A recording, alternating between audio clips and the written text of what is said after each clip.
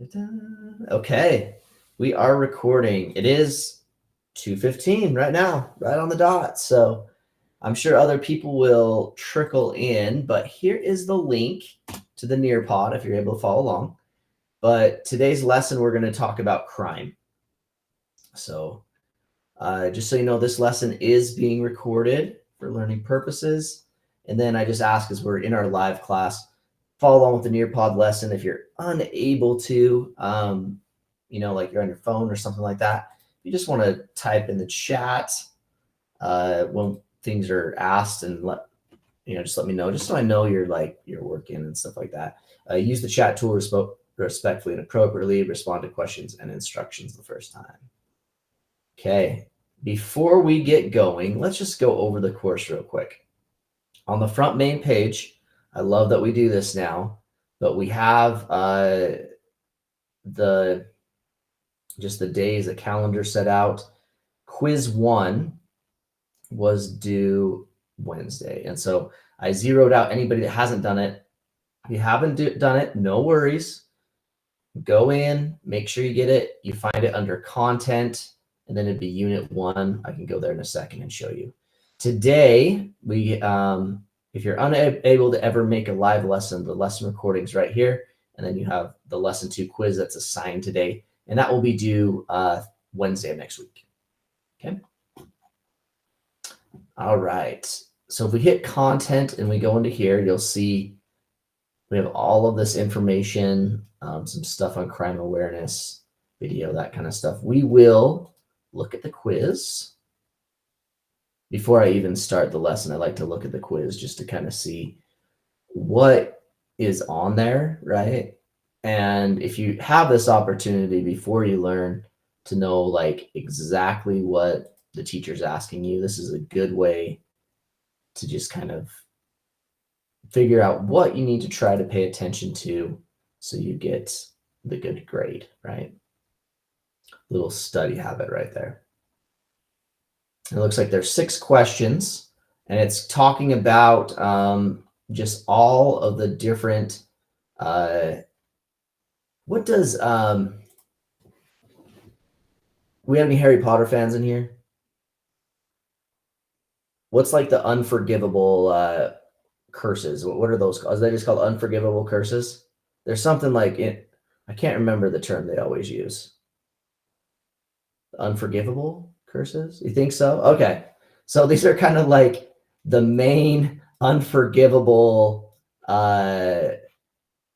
things that we talk about in crime, okay? Our big major felonies right there, like the Crucio and Avocadabra. Yep, exactly. Yep.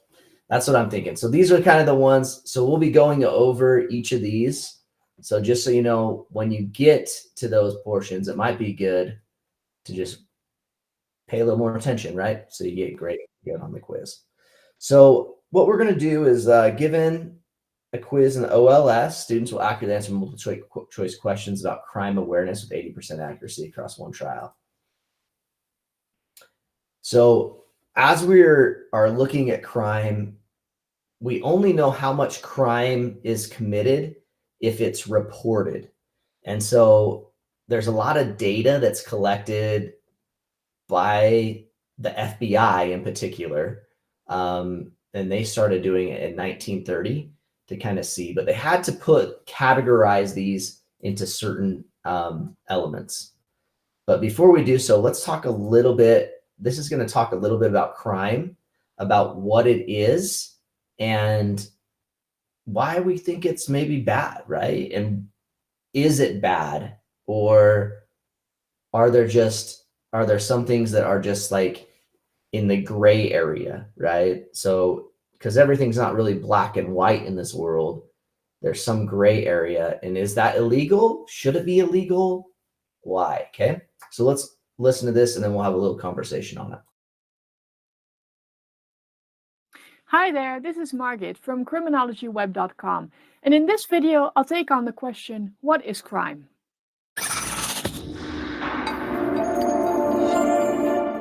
When talking about crime, many people think about famous cases, like the assault at Rodney King in the US, or the mafia in Italy, or perhaps the assassination of Mahatma Gandhi in India.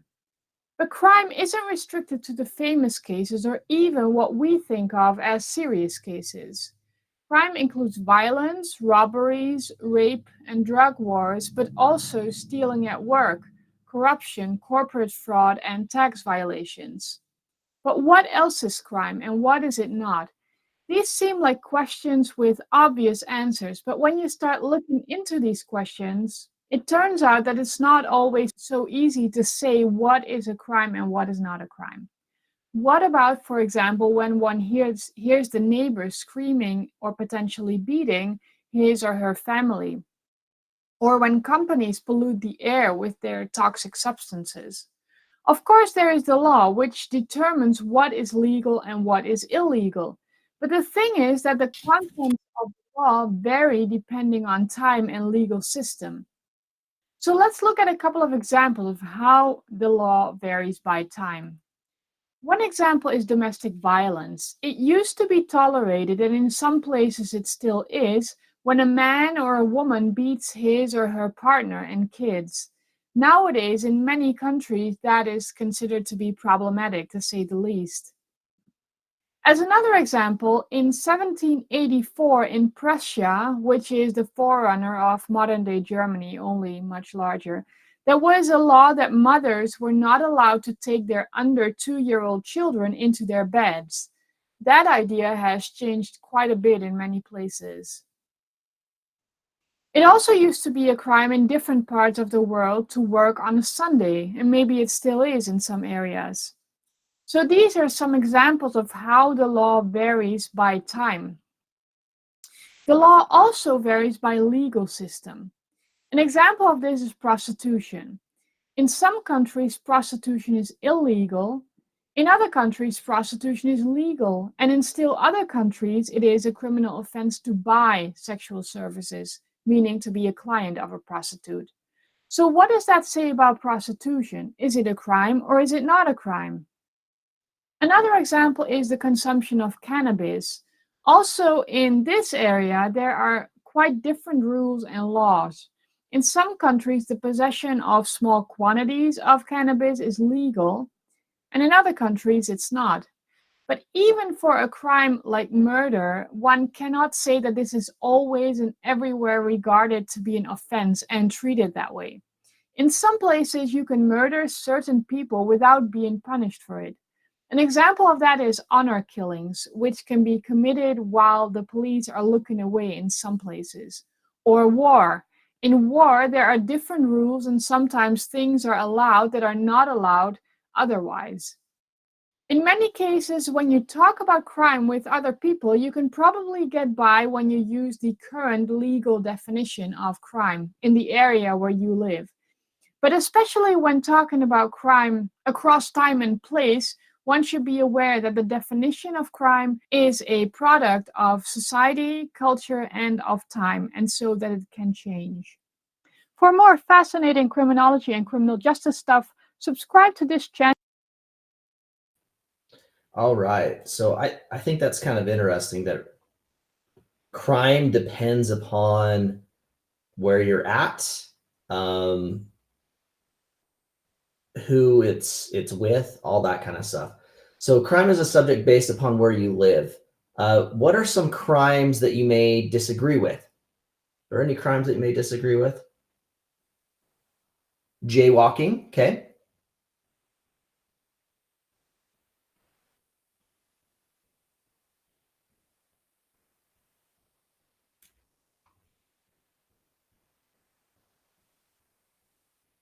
Okay.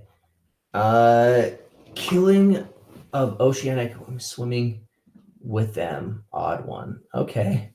I don't know exactly what's kind of meant by that, right? Like, are we killing oceanic animals? Maybe you can kind of fill me in a little bit, that one. Petty theft. All right. So if we steal a little bit, it's okay, right?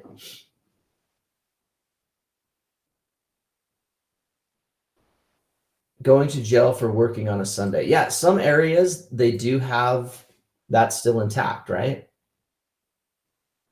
Okay, if you heard the other one about like honor killings, in some areas, there was okay. So like mostly I believe in Islamic cultures, if a daughter or a son, mostly daughter, disavows their family by going off and marrying somebody else, some of that, it's okay for the father to go and kill the daughter because they have dishonored them and dishonored the family, right? In some cultures, that's okay, right? So it's kind of there. Punishment for rape, okay. Uh, jaywalking, parental domestic violence, and also animal violence, okay. Animal use not getting much attention. Certain states have laws that seem to have zero reason to exist, such as Arizona. You can't have a donkey sleeping in your bathtub after 7 p.m. Oh, interesting. They do have some weird laws on the books that they just need to get off. My thoughts, right? Too. Well, I thought it was interesting on there, like in Prussia, where they talked about children under 2 couldn't sleep with their mothers in a bed. Sometimes they make interesting kind of laws, but it's really based upon where you live and your culture and by time. Okay, so as we talked about like the different specific huge area, like as I talked about, like in Harry Potter, they have the unforgivable curses. These are kind of like the unforgivable crimes, the what do they call it? The most concerning or whatever that they categorize. And the FBI tracks these. And so you can actually find statistics about your area and your state and everything like that, depending on them. Those different crimes, I think there's 8 of them. So we'll just go over each. And remember, this is what your quiz is on. So make sure that you're paying attention. The first one is murder or criminal homicide, robbery, forcible rape, aggravated assault, burglary, motor vehicle theft, larceny theft, and arson. Okay. Okay. The first one is criminal homicide, the willful non-neglect killing of one human being by another. So what it is like there's murders like in the first degree, second degree, that kind of stuff. The one thing is it's non-neglect. Like, for example, a vehicular homicide is something that's like you're neglecting watching the road, that kind of stuff, unless you're really going after the person or something like that. But if somebody's walking down the street, you hit them and you were to accidentally kill them, that wouldn't be like a criminal homicide, but you'd still get probably involuntary manslaughter, which I think the mandatory sentence is at 15 years at least. So don't do that. Because we're going to talk about the correction facility and prisons and jail and stuff like that. Not a place you want to be, believe me. So they kind of track those ones. We'll go into more depth and some of the other things. Forcible rape, right? Being able to go against another one. Robbery, taking or attempting to take anything of value from the care, custody, or control of a person by force. So robbery and burglary are different. So robbery is either threatening to use force or violence, or putting somebody in fear of force and violence. So that would be robbery. So having a gun, holding them, that kind of stuff. Okay, so everybody said, right, the last slide right there, where we're talking about rape, not my favorite subject to talk about, right? But sometimes, why is it only female? That's just what that says. I'm sure it can be the other way around too. That's just what the Greater Salt Lake Police talked about. So,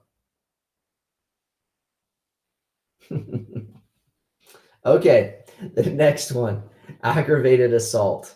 Aggravated assault is the unlawful attack by one person upon another purpose for the purpose of inflicting severe or aggravated bodily injury. So there is assault, right? And just if you guys go off and find somebody else and you start fighting, you could be assault. Aggravated assault is where you have inflicted severe bodily injury, right? And that could be just, there's sometimes like people have gone up and they think it's funny to like blindside clock somebody in the head and they've knocked them out and caused a traumatic brain injury, right? And they could actually go in for aggravated assault on this stuff. Okay. So how about we just not be violent? All right. Okay, the next one's burglary. Okay. It's the unlawful entry of a structure to commit a felony or theft. So this picture is probably not the best to kind of do it because they're showing some type of violence. But burglary is like, I'm hoping everybody has seen Home Alone at least once, right? You guys seen Home Alone? No, you've never seen Home Alone? Love it. Okay, well, ask your parents if you see Home Alone. I think it's only rated PG, okay? So somebody said they haven't seen it. Okay, they call them burglars, right? Because they're sneaking into the home. They don't want to confront anybody. They don't want to use, they kind of use violence against whatever the character's name, right, is. I can't remember his Macaulay Culkin's the character or the Kevin. That's right, Kevin. But they're trying to do it like sneaking into somebody's home to steal something or that. So that would be a burglary. On the other hand, you have theft, or what was the other one? Robbery, where you're like holding up a grocery store or something like that, right? You're using that, or you go into a bank and say you have a bomb or something like that. And even if you don't, it'd still be a violation. The next one's larceny theft. It's the unlawful taking, carrying, leading, or riding away of property from the possession or construct possession of another. So larceny theft could also be going into kind of the white collar crime sort of it. So I don't know if you guys have heard of different, like a Ponzi scheme or something like that, where you're taking money from somebody and saying they bought into something, but you just take the money and steal it. That would be larceny, or you're somehow funneling money some way of value. Right now, there's a lot to do with like cryptocurrency, that kind of stuff, how people can kind of manipulate that. So there's a lot and kind of some gray area in here, but just know it's kind of the leading away of that. Okay, the next one is motor vehicle theft. The theft or attempted theft of a motor vehicle. Could also be a motorcycle or something to that effect. Next one, arson. Arson is the willful or malicious burning or attempt to burn with or without intent to defraud of a dwelling, house, public building, motor vehicle, or aircraft, personal property, etc. So arson, a lot of people are doing it to try to get like insurance money. So for example, if I owned a building or maybe a business and it wasn't doing well, and I just set it on fire so I could get the insurance money, that's where arson would be. Some people just do it for fun or to be malicious to somebody else or something like that. But that would be one of like let's go on. Okay, let's watch this little video about how police are now tracking some different crimes and using technology to do it.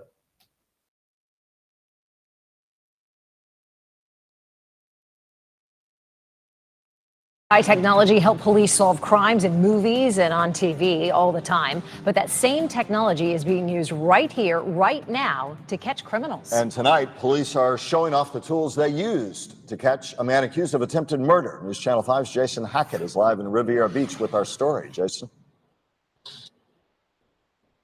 Well, Michael and Shannon, Jermaine Nellums was arrested on Wednesday and charged with many crimes. His capture was one part just good old-fashioned police work, but the other part of it is what you see behind me, the present and the future of policing. When it comes to crime, police will always be the first line of defense, but it never hurts to have some backup. I'm a resource to the officers and to investigation as a whole. The resources Officer Osel Harrison provides are why Jermaine Nellums is sitting behind bars tonight, facing several serious charges. Riviera Beach police believe Nellums shot a man near Silver Beach Road and Avenue R on December 4th. The path to catching him began here at headquarters in an area dubbed Sky One, starting with the shot spotter system. It triangulates the audio from the sound of a gunshot. What you're hearing are the 12 rounds Nellums allegedly fired at his victim that night. The victim was able to give police a description of the vehicle he was in, and that's when the city's real-time surveillance system came into play. It spotted a truck matching the description in the area minutes before the shooting. We were able to piece together the varying points from entry to exit as far as how the truck traveled throughout our city. The department's license plate reader system furthered the investigation. The reader was able to scan the plate on the truck Nellums was driving, leading them to the rental company he got it from, leading them to the alleged shooter. It sounds like the future, but for this department, it's the present. I kind of liken it to when DNA was discovered. You can't get away from it. You cannot get away from our technology. The department's message to criminals: enter Riviera Beach at your own risk. We are letting you know we are going to aggressively pursue criminal behavior. You will be apprehended, and we have the resources that can tie in to make that arrest possible. Now, Riviera Beach was actually awarded for having one of the most technologically advanced police departments here in the state of Florida. And as impressive as this entire thing behind me is, they want to expand it even further and have more of this technology here in the city in the next 5 years. All right. So these days, just so you're aware, it's very, very hard to get rid or not get caught by a crime that you would be committing. Okay. So what I want to ask you now real quick is, as soon as this pulls up, sorry, my computer too slow, is, you know, they use technology and kind of stuff, but what are some other ways that you know that police or law enforcement, what they use to catch criminals? What are some things that you've kind of heard?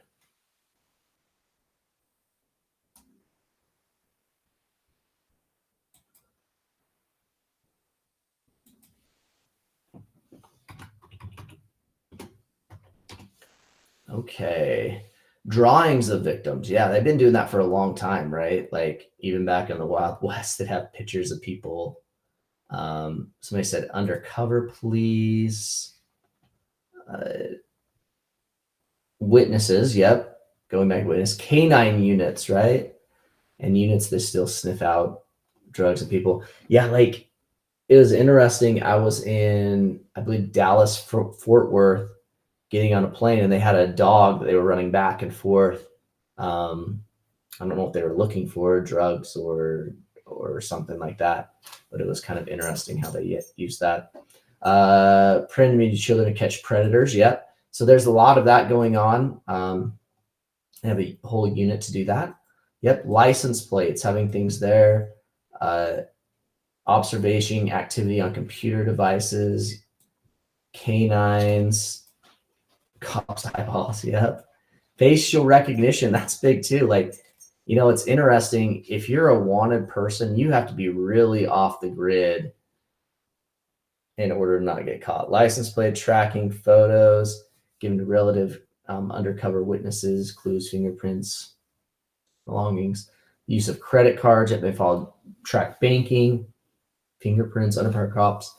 There's so much that they do that. So somebody said, wait, I have a question. As someone kills a person and hides the body on someone else's house, like very good, and they put the guy in prison, the wrong guy, what would happen there, because the bad guy is still outside real life. So in order, we're going to go through like the criminal justice portion of how things work in this class. But, you know, you have to convict a person beyond what's called beyond a reasonable doubt. So that means a jury of impartial jury has to find that the evidence is so significant to put them behind bars. There are people that have been wrongly convicted. You know, it just has happened. And years later, they've actually found the right person because technology has changed, DNA has changed. And what has happened,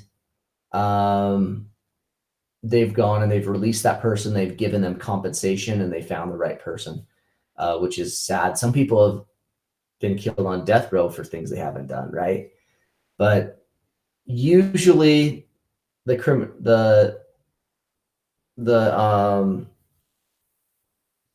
court system's pretty good at really having behind a criminal beyond a reasonable doubt. But yeah, right. And the wrong guy is in, and the other guy's outside. I mean, yeah, good stuff happen, or bad stuff happen to good people. Unfortunately, they do. Bloodhounds, interrogation. Yeah, you guys have a lot there. That's good though. Okay. So we're just going to run through real quick, just kind of data collection stuff. And it'd be interesting if you guys want to look at it, the statistics in Utah to see where they're at right now. But as I said, the FBI tracks these things, the Bureau of Criminal Identification. And the U.S. crime rates is comparison in total committed to the population divided by 100,000 people. While Utah has a comparison of only 1,000 people. So because Utah is so small, they divide it by 1,000 people rather than 100,000. And you'll see what I mean when we look at the things. They do, when they arrest a person, they categorize these things. They take their age, their gender, their race, and if they're adult or juvenile. But here's the clearance rates of all of these things, okay? So that means, what I mean by clearance rates is if somebody were to commit a crime, how likely they are to get the person and convict them, okay? Because I remember they have to be beyond a reasonable doubt. So for murder, 63.6%. So if you're going to murder somebody, it's more of a likelihood you're going to get caught, okay? Rape, not as much. It's harder to convict. Okay, aggravated assault, 54.9%. So you're more than likely. Robbery, okay, they don't convict many people, right? Burglary, okay. So the wet bandits, right? And Home Alone, and those that know what I'm talking about, or what they changed their name, the sticky bandits in the second one. Not a very high rate because they're sneaking in. Auto theft, same thing. Larceny or theft, at 20%, okay. So if you were a bad person, you know what to do and what not to do, right? You wanted to get away with stuff. The National Incident-Based Reporting System, it was created to basically created because the UCR was viewed as inaccurate. And here's the problem with reporting all of this stuff, right? The problem is, if this comes up, is not all crimes are reported. So why do you think people do not report the crimes? So you look at all of those different major crimes, we'll call them. Why are they? Their fear of threats. Yep. Their fear of retaliation, threats. Why are some other things that people don't report crimes? Not enough evidence, as well as manipulating out of it. Yeah. So a lot of people are skeptical of the criminal justice system, and they don't think that they'll actually get the person, so they just don't even bother. Some crimes, especially victims of rape, could be deadly afraid, of what happened. And it could be, somebody they know, and all that. Let's say, if it is murder, they're scared for their lives. Yep, exactly. If they knew something about it, maybe they could get caught doing something they told. Yep. If it's a major crime, someone can just not care, or a crime that disagree with themselves. It's all depending on the person witnessing it. Yeah, so I'm thinking more along the lines of like the major crimes, right? So, I mean, here's the thing. If you went and you saw Mr. Hancock jaywalk, right? So I'm sitting there jaywalking across the street, and you go tell a police officer, do you think they're going to do anything about it?